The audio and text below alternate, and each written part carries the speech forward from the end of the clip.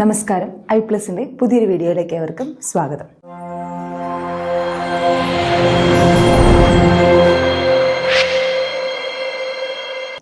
നമ്മുടെ മാത്തമാറ്റിക്സിന്റെ സെറ്റ് എക്സാമിന് എല്ലായ്പ്പോഴും ചോദിച്ചു കാണുന്ന ക്വസ്റ്റ്യൻ ആണ്, ഒരു സംഖ്യയുടെ, ഒരു വലിയ സംഖ്യയുടെ ലാസ്റ്റ് ഡിജിറ്റ് എന്താണ്, അതുപോലെ ഒരു വലിയ സംഖ്യ മറ്റൊരു നമ്പർ കൊണ്ട് ഡിവൈഡ് ചെയ്യുമ്പം അതിന് വരുന്ന റിമൈൻഡർ എന്താണ് എന്നൊക്കെ.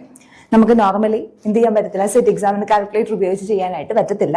മാത്രമല്ല, കാൽക്കുലേറ്ററിലും കിട്ടാത്തത്ര വലിയ വാല്യൂസും എന്ത് ചെയ്യാറുണ്ട്, ഈ പരീക്ഷയ്ക്കൊക്കെ ചോദിച്ച് കണ്ടിട്ടുണ്ട്. അതായത് ഒരു പവർ 1000 അല്ലെങ്കിൽ പവർ 10,000, പവർ 200 ഒക്കെ ആയിട്ട് വരുന്ന ക്വസ്റ്റ്യൻസ് എല്ലാം ചോദിച്ച് കണ്ടിട്ടുണ്ട്.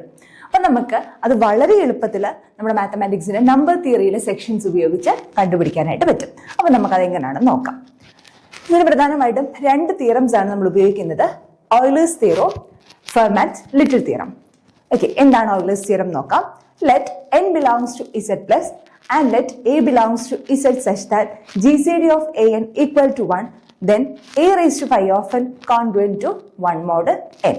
അതായത് n എന്ന് പറയുന്നത് ഒരു പോസിറ്റീവ് ഇൻഡിജർ ആണ്. n belongs to z plus എന്ന് പറയാൻ ഉദ്ദേശിക്കുന്നത് n എന്ന് പറയുന്നത് ഒരു പോസിറ്റീവ് ഇൻഡിജർ ആണ്. And a belongs to z. A എന്ന് പറയുന്നത് ഒരു ഇൻഡിജർ, പോസിറ്റീവ് ആകാം നെഗറ്റീവ് ആകാം. എ എന്ന് പറയുന്ന ഒരു ഇൻഡിജർ ആണ്. Such that GCD of n equal to 1. പ്രത്യേകത എന്താണ്, എയുടെയും എന്നിന്റെയും GCD 1 ആണ്. എന്ന് വെച്ചാൽ എയും എന്നും റിലേറ്റീവ്ലി പ്രൈം ആണ്. അതിന് കോമൺ ആയിട്ട് ഫാക്ടേഴ്സ് ഒന്നും ഇല്ല. അങ്ങനെയാണെങ്കിൽ a raised to phi of n congruent to 1 mod n ആയിരിക്കും. Okay, a raised to phi of n. phi of n എന്ന് പറഞ്ഞാൽ എന്താ, ഓയിലേഴ്സ് ടോർഷൻ ഫംഗ്ഷൻ. phi of n എന്താണെന്ന് അറിയാലോ. എങ്ങനെ phi of n കണ്ടുപിടിക്കുന്നത്, നമ്മൾ n-നെ പ്രൈം ഫാക്ടറൈസ് ചെയ്യും, ഡിസ്റ്റിങ്ക്ട് പ്രൈംസിനെ ആയിട്ട് n-നെ പ്രൈം ഫാക്ടറൈസ് ചെയ്തിട്ട് phi of n ഇക്വേഷൻ എന്താണ്, n into 1 minus 1 by p1 into 1 minus 1 by p2 into etc into 1 minus 1 by pk. Okay, a raised to phi of n എന്ന് പറയുന്നത് congruent to 1 mod n ആയിരിക്കും. ഇതെന്താ ഉദ്ദേശിക്കുന്നത്, a raised to phi of n-നെ n കൊണ്ട് divide ചെയ്താൽ reminder എത്ര ആയിരിക്കും, 1 ആയിരിക്കും. ഓക്കെ, നെക്സ്റ്റ് ഇവിടെ നമ്മൾ ഉപയോഗിക്കുന്ന പ്രധാനപ്പെട്ട മറ്റൊരു തിയറമാണ് Fermat's little theorem. Fermat's little theorem states that if p is a prime number and a is an integer such that p does not divide a, then a raised to p minus 1 congruent to 1 mod p. Okay, എന്താ പറഞ്ഞേക്കുന്നത്, നമുക്ക് actually ഇതിന്റെ application ആയിട്ട് ഇതിനെ പറയാനായിട്ട് സാധിക്കും. നമുക്ക് മറ്റു തിയറമായിട്ട് തന്നെ നോക്കാം. എന്താണ് Fermat's little theorem പറയുന്നത്, പി ഒരു പ്രൈം നമ്പർ ആണ്, എ എന്ന് പറയുന്നത് ഒരു ഇൻഡിജർ ആണ്. അതിന്റെ പ്രത്യേകത എന്താ, പി എന്ന് പറയുന്നത് എന്തിനെ ഡിവൈഡ് ചെയ്യത്തില്ല, എനെ ഡിവൈഡ് ചെയ്യത്തില്ല. ഓക്കെ ആണല്ലോ. അതായത് എയുടെയും പിയുടെയും GCD എന്താണ്, 1 ആണ്. ശരിയല്ലേ. പി ഒരു പ്രൈം നമ്പർ ആണ്, എ എന്ന് പറയുന്ന ഒരു integer such that p does not divide a. P എന്തിനെ ഡിവൈഡ് ചെയ്യത്തില്ല, എനെ ഡിവൈഡ് ചെയ്യത്തില്ല. എന്ന് വെച്ചാൽ എയും പിയും റിലേറ്റീവ്ലി പ്രൈം ആണ്, അല്ലെങ്കിൽ എയുടെയും പിയുടെയും GCD എന്താണ്, 1 ആണ്. അങ്ങനെയാണെങ്കിൽ a raise to p minus 1 congruent to 1 mod p. A raise to p minus 1 എന്തിന് കോൺഗ്രുവന്റ് ആയിരിക്കും, 1 മോഡ് പിക്ക് കോൺഗ്രുവന്റ് ആയിരിക്കും. അതായത് a raise to p minus 1 p കൊണ്ട് ഡിവൈഡ് ചെയ്താലും റിമൈൻഡർ എത്ര ആയിരിക്കും, 1 ആയിരിക്കും. ഇതാണ് പ്രധാനപ്പെട്ട 2 theorems, Euler's theorem, Fermat's little theorem. Okay, നമുക്ക് ഇതിന്റെ ആപ്ലിക്കേഷൻസ് എന്താണെന്ന് നോക്കാം. To find the remainder of a big natural number when it is divided by n. ഞാൻ ആദ്യം പറഞ്ഞ പോലെ ഒരു വലിയ നാച്ചുറൽ നമ്പറിനെ ഒരു നമ്പർ കൊണ്ട് ഡിവൈഡ് ചെയ്യാൻ പറഞ്ഞു കഴിഞ്ഞാൽ അതിന്റെ റിമൈൻഡർ കണ്ടുപിടിക്കാൻ നമുക്ക് ഈ തിയറംസ് ഉപയോഗിക്കാനായിട്ട് സാധിക്കും. ഓക്കെ, രണ്ടാമത്തത് to find the unit digit of a big number. Unit digit is a remainder when the number is divided by 10. Okay, എന്താണ് യൂണിറ്റ് ഡിജിറ്റ് എന്ന് പറയുന്നത്, ഒരു വലിയ സംഖ്യയുടെ യൂണിറ്റ് ഡിജിറ്റ് കണ്ടുപിടിക്കാൻ നമുക്ക് എന്തുകൊണ്ട് സാധിക്കും, ഈ ഒരു തിയറത്തിന്റെ ആപ്ലിക്കേഷൻസ് കൊണ്ട് നമുക്ക് സാധിക്കും. ഈ 2 തിയറംസ് ഉപയോഗിച്ച് നമുക്ക് എന്ത് ചെയ്യാൻ പറ്റും, വലിയൊരു സംഖ്യയുടെ യൂണിറ്റ് ഡിജിറ്റ് നമുക്ക് കണ്ടുപിടിക്കാനായിട്ട് സാധിക്കും. എങ്ങനെയാണ് യൂണിറ്റ് ഡിജിറ്റ് കണ്ടുപിടിക്കുന്നത്, യൂണിറ്റ് ഡിജിറ്റ് എന്ന് പറഞ്ഞാൽ എന്താ, ആ സംഖ്യയെ 10 കൊണ്ട് ഡിവൈഡ് ചെയ്യുമ്പോൾ ആ റിമൈൻഡർ ആണ് എന്തെന്ന് പറയുന്നത്, അതിന്റെ യൂണിറ്റ് ഡിജിറ്റ് എന്ന് പറയുന്നത്. ഇപ്പൊ ഒരു വലിയ സംഖ്യ, ഒരു പവർ, ഇപ്പൊ 2 raised to 10,000ന്റെ യൂണിറ്റ് ഡിജിറ്റ് എന്താണെന്ന് ചോദിച്ചു കഴിഞ്ഞാൽ നമുക്ക് എന്ത് ചെയ്യാൻ പറ്റത്തില്ല, നോർമലി ഇത് പെട്ടെന്ന് കാൽക്കുലേറ്റ് ചെയ്യാനായിട്ട് പറ്റത്തില്ല. പക്ഷേ 2 raised to 10,000നെ 10 കൊണ്ട് ഡിവൈഡ് ചെയ്യുമ്പോൾ എത്രയാണ് റിമൈൻഡർ എന്ന് നോക്കിയാൽ എന്ത് പറയാനായിട്ട് പറ്റും, അതാണ് അവിടുത്തെ യൂണിറ്റ് ഡിജിറ്റ് എന്ന് പറയാനായിട്ട് സാധിക്കും. Okay, then to find the last 2 digit of a big number. ഒരു വലിയ സംഖ്യയുടെ അവസാനത്തെ 2 അക്കം കണ്ടുപിടിക്കാനായിട്ട് എന്ത് സഹായിക്കുന്നുണ്ട്, ഈ തിയറംസ് സഹായിക്കുന്നുണ്ട്. It is the remainder when the number is divided by 100. 10 അല്ല 100 ആണ്. അതെങ്ങനെ കണ്ടുപിടിക്കുന്നത്, 2 അക്കം, അവസാനത്തെ 2 അക്കം നമുക്ക് എങ്ങനെ കണ്ടുപിടിക്കാം, ആ വലിയ സംഖ്യയെ 100 കൊണ്ട് ഡിവൈഡ് ചെയ്യുമ്പോൾ എത്രയാണോ റിമൈൻഡർ വരുന്നത് അതായിരിക്കും എന്തെന്ന് പറയുന്നത് അവിടുത്തെ ലാസ്റ്റ് 2 ഡിജിറ്റ് എന്ന് പറയുന്നത്. അപ്പൊ യൂണിറ്റ് ഡിജിറ്റ് കണ്ടുപിടിക്കാൻ എന്ത് ചെയ്യുക, ആ വലിയ സംഖ്യയെ 10 കൊണ്ട് ഡിവൈഡ് ചെയ്യുമ്പോൾ റിമൈൻഡർ കണ്ടുപിടിക്കാം. ഓക്കെ, ലാസ്റ്റ് 2 ഡിജിറ്റ് കണ്ടുപിടിക്കണമെങ്കിൽ എന്ത് ചെയ്യുക, ആ വലിയ സംഖ്യയെ 100 കൊണ്ട് ഡിവൈഡ് ചെയ്യുമ്പോൾ ഉള്ള റിമൈൻഡർ കണ്ടുപിടിക്കാം. റിമൈൻഡർ കണ്ടുപിടിക്കുക എന്ന് പറയുന്നത് ഇതിന്റെ ആപ്ലിക്കേഷൻ തന്നെ ആണ്. ശരി, നമുക്ക് ഇതുമായിട്ട് ബന്ധപ്പെട്ട ഒരു പ്രോബ്ലം നോക്കാം. The remainder when 3 raised to 256 is divided by 5 is option A 1, option B 2, option C 3, option D 4. അതായത് 3 raised to 256നെ 5 കൊണ്ട് ഡിവൈഡ് ചെയ്യുമ്പോൾ റിമൈൻഡർ ആണ് നമ്മളോട് ചോദിച്ചിരിക്കുന്നത്. 3 raised to 256നെ 5 കൊണ്ട് ഡിവൈഡ് ചെയ്യുമ്പോൾ റിമൈൻഡർ. ഓക്കെ, അതായത് നമുക്ക് എന്താ കണ്ടുപിടിക്കണ്ടേ, 3 raised to 256 കോൺഗ്രുവന്റ് ടു എത്ര മോഡ് 5 ആണെന്നാണ് കണ്ടുപിടിക്കേണ്ടത്. 3 raised to 256 congruent to dash mod 5 എത്ര മോഡ് 5 ആണെന്നാണ് കണ്ടുപിടിക്കുന്നത്. ഓക്കെ, ഇവിടെ നോക്കിക്കേ, 3യുടെയും 5ന്റെയും GCD എന്താണ്, 1 ആണ്. ശരിയല്ലേ? 3യും 5ഉം എന്താണ്, റിലേറ്റീവ്ലി പ്രൈം ആണ്. അപ്പൊ നമുക്ക് എന്ത് പറയാം, പി എന്ന് പറയുന്നത് നമ്മൾ ഇവിടെ എടുക്കുന്ന പി 5 എന്നുള്ളത് 3യും 5ഉം പ്രൈം ആണ്. ഇവിടെ പി ആയിട്ട് നമുക്ക് എ ആയിട്ട് 3നെ, പി ആയിട്ട് 5നെ എടുക്കുന്നു. ഫെർമാറ്റ് തിയറത്തിലെ എ ആയിട്ട് 3നെ, പി ആയിട്ട് 5നെ എടുക്കുന്നു. അപ്പൊ നോക്കിയേ, എയുടെയും പിയുടെയും GCD 1 അല്ലേ, 3യുടെയും 5ന്റെയും GCD 1 ആണ്. പി എന്ന് പറയുന്നത് ഒരു പ്രൈം നമ്പർ അല്ലേ, 5 എന്ന് പറയുന്നത് പ്രൈം നമ്പർ ആണ്. അങ്ങനെയാണെങ്കിൽ ബൈ ഫെർമാറ്റ് തിയറം നമുക്ക് എന്ത് പറയാം,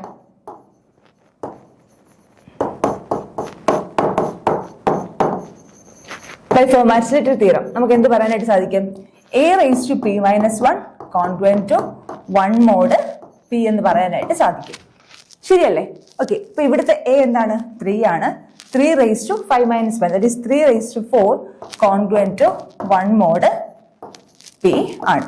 p യുടെ വാല്യൂ ഇവിടെ 5, അപ്പൊ 1 mod 5. ഓക്കെ, അപ്പൊ 3 raised to 4 congruent to 1 mod 5 ആണ്.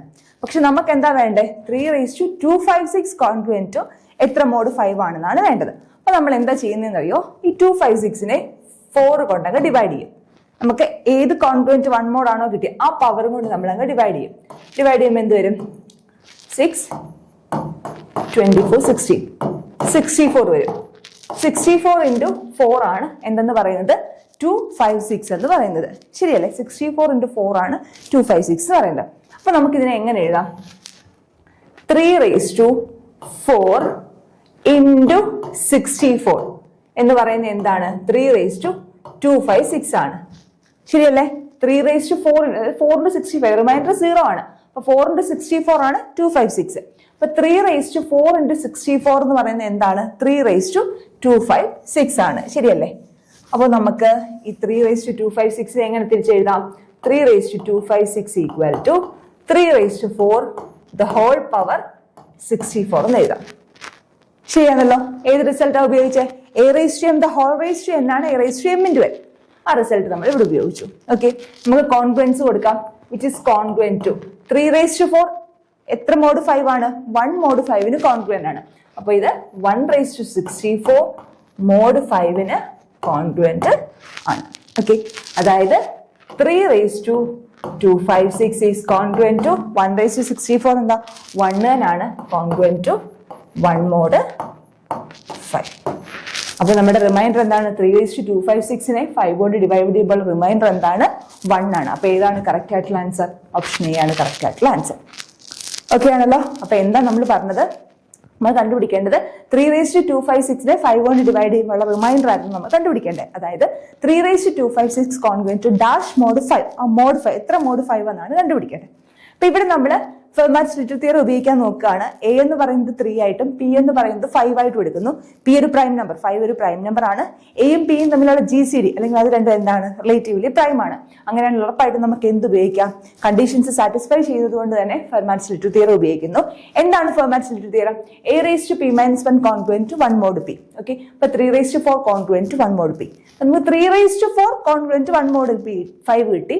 അപ്പൊ 3 raised to 256 ആണ് വേണ്ടത്. അപ്പൊ ഈ 256നെ 4 കൊണ്ട് ഡിവൈഡ് ചെയ്തപ്പോൾ 64 ആണ്. ദാറ്റ് ഈസ് 4 into 64 ആണ് 256.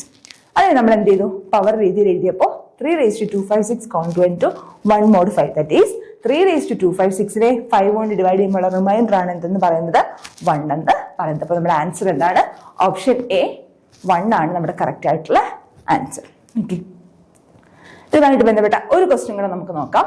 നമ്മൾ മറ്റൊരു ആപ്ലിക്കേഷൻ പറഞ്ഞാൽ എന്താണ്? ലാസ്റ്റ് ഡിജിറ്റ്, നമ്പറിന്റെ ലാസ്റ്റ് ഡിജിറ്റ് കണ്ടുപിടിക്കാൻ ഇത് ഉപയോഗിക്കണമെന്നാണെന്ന് പറഞ്ഞു, ശരിയല്ലേ? Okay, the last 2 digit of 7/81 is option A 07, option B 70, option C 37, option D 47. Okay, 7/81 last 2 digit എന്താണെന്നാണ് നമ്മളോട് ചോദിച്ചിരിക്കുന്നത്. Last 2 digit of 7/81. അപ്പൊ ഞാൻ പറഞ്ഞായിരുന്നു എങ്ങനെ ലാസ്റ്റ് 2 ഡിജിറ്റ്, 1 ഡിജിറ്റ് ആകുമ്പോൾ എന്താ കണ്ടുപിടിക്കേണ്ടത്? 7/81 10 കൊണ്ട് ഡിവൈഡ് ചെയ്യുമ്പോൾ റിമൈൻഡർ ആണ് കണ്ടുപിടിക്കേണ്ടത്. 2 ഡിജിറ്റ് ആകുമ്പോൾ എന്താ കണ്ടുപിടിക്കേണ്ടത്? 7/81 100 കൊണ്ട് ഡിവൈഡ് ചെയ്യുമ്പോൾ റിമൈൻഡർ ആണ് കണ്ടുപിടിക്കേണ്ടത്. അതായത് നമുക്ക് എന്ത് വേണം കണ്ടുപിടിക്കാൻ? 7/81 കോൺഗ്രുവന്റ് ടു എത്ര മോഡ് 100 ആണെന്ന് കണ്ടുപിടിക്കണം. ഓക്കെ, 7/81 കോൺഗ്രുവന്റ് ടു എത്ര മോഡ് 100 ആണെന്ന് കണ്ടുപിടിക്കണം. ഓക്കെ ആണല്ലോ? അപ്പൊ ഇവിടെ നോക്കിക്കേ, 7ഉം 100ഉം തമ്മിലുള്ള GCD 1 ആണല്ലോ. 7ഉം 100ഉം തമ്മിലുള്ള GCD 1 ആണ്. അങ്ങനെയാണെങ്കിൽ നമുക്ക് ഇവിടെ എന്ത് ഉപയോഗിക്കാം? ഓയിലേഴ്സ് തിയറം ഉപയോഗിക്കാം.